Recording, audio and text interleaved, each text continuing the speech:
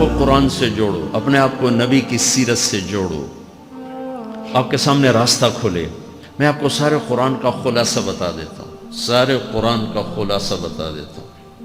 ایک چھوٹی سی سورت سارے قرآن کا خلاصہ ہے، یاد رہے گی تو فائدہ اٹھاؤ گی، نہیں رہے گی تو فقیرانہ آئے صدا کر چلے، میاں خوش رہو ہم دعا کر چلے۔ چلو تمہارا اتنا تو احسان ہے کہ بیٹھ کے سن لو۔ قرآن میرے اللہ کا علم ہے، میرے نبی کی زبان سے نکلا ہے، اور یہ دونوں بے خطا ہستیاں ہیں۔ تو اللہ رسول کی بات کا خلاصہ سنا رہا ہوں، اللہ اس کا رسول ایک بات کو سمری کر کے آپ کو دے رہے۔ سارا قرآن 114 سورتیں، 6200 کچھ آیات، ان سب کا خلاصہ ایک چھوٹی سی سورت جس میں کامیابی ناکامی کی مہر لگا دی۔ قرآن نے قسمیں اٹھائی ہیں، یہ قرآن کی آخری قسم ہے۔ قسم اٹھانے سے بات طاقتور ہو جاتی، اللہ کو قسم کی ضرورت نہیں ہمیں سمجھانے کے لیے۔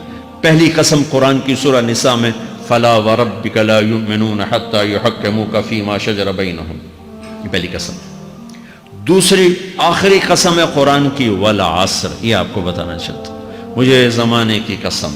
بچوں یہ بنیاد بنا لو، پھر آنکھیں بند کر کے چلو۔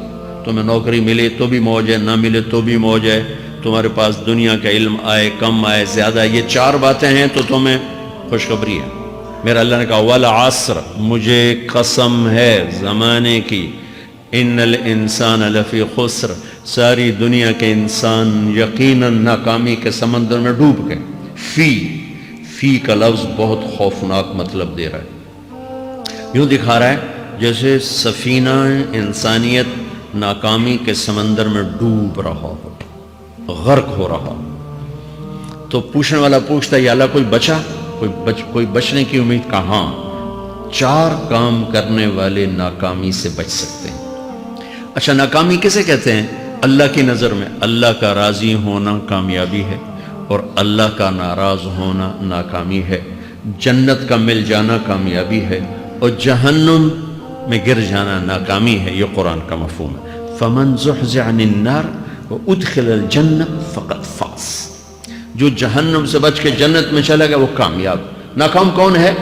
قُلْ إِنَّ الْخَاسِرِينَ الَّذِينَ خَسِرُوا أَنفُسَهُمْ وَأَهْلِيهِمْ يَوْمَ الْقِيَامَةِ أَلَا ذَلِكَ هُوَ الْخُسْرَانُ الْمُبِينُ لَهُم مِّن فَوْقِهِمْ ظُلَلٌ مِّنَ النَّارِ وَمِن تَحْتِهِمْ ظُلَلٌ، جو قیامت کے دن جہنم میں گر گیا یہ ناکام ہے۔ اس مفہوم کو ذہن میں بٹھائیں۔ پیسے کا مل جانا ایک وقتی کامیابی، نہ ملنا ایک وقتی ناکامی ہے۔ یہ کامیابی ناکامی ہے ہی نہیں، یہ حالات ہیں، امتحان ہے۔ اللہ نے یزید کو تخت دے دیا اور حسین کو نیزے پہ چڑھا دیا، تو کیا اللہ تعالیٰ حسین سے ناراض ہے اور یزید سے راضی ہے؟ جو انسانیت کے لیے پھٹکار ہو اس کو 3 براعظم کی حکومت مل رہی ہے تو ایک امتحان ہے، امتحان ہے۔ آل رسول کے سر کٹ کے نیزوں پہ چڑھ رہے ہیں، امتحان ہے۔ میرے نبی کے پیٹ پہ 2 پتھر بندھے ہوئے ہیں، امتحان ہے۔ حضرت عمر رضی اللہ عنہ آپ کے حجرے میں آئے تو فقر، تو رونے لگے۔ آپ نے کہا کیوں رو رہے ہو؟ کہ یا رسول اللہ یہ ایران کے بادشاہ، یہ روم کے بادشاہ سونے کے برتنوں میں کھانے کھاتے، زربفت کے مساریوں پر، بستروں پر وہ آرام کرتے ہیں، اور آپ 2 جہان کے سردار ہو کر یہ حال۔ آپ نے کہا عمر ان کے لیے دنیا میں، ہمارے لیے آخرت میں۔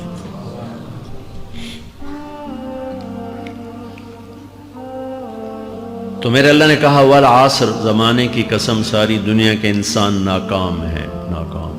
ناکامی کیا ہے؟ جہنم۔ کون بچا اس ناکامی سے؟ کوئی بچ سکتا ہے؟ اللہ نے کہا 4 کام کرنے والے بچ جائیں گے، 4 کام کرنے والے۔ اِلَّا الَّذِينَ آمَنُوا، جو ایمان لائے۔ ایمان ناکامی سے نکالنے کی پہلی شرط ہے۔ وَعَمِلُوا الصَّالِحَاتِ، جنہوں نے اچھے اعمال کیے۔ اچھا عمل ناکامی سے نکلنے کی دوسری شرط ہے۔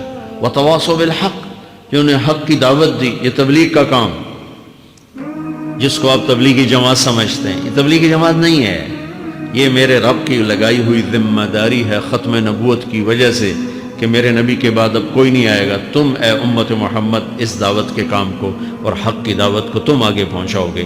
وَتَوَاصَوْا بِالْحَقِّ، یہ لازمی پیپر ہیں، کمپلسری پیپر، اس میں نقل بھی نہیں لگ سکتی ہے، یہ لازمی پیپر ہے۔ وَتَوَاصَوْا بِالْحَقِّ، کہ اب کوئی نبی نہیں آنے والا، لہٰذا ایک دوسرے کو تیار کرو، دنیا تک جاؤ، یہ تمہارے ذمہ ہے۔ یہ ناکامی سے نکلنے کی تیسری شرط ہے۔ چوتھا پیپر وتواصوا بالصبر، جنہوں نے صبر کی دعوت دی، صبر کیا۔ میرے بچوں، میرے عزیزوں، میرے بھائیوں، یہ 4 ضروری پیپر ہیں اپنی دنیا اور آخرت کی کامیابی کو حاصل کرنے کے لیے۔ یہ 4 ضروری پرچے ہیں دنیا اور آخرت کی ناکامی سے نکلنے کے لیے۔ والعصر، مجھے زمانے کی قسم، کیونکہ زمانہ گواہ ہے۔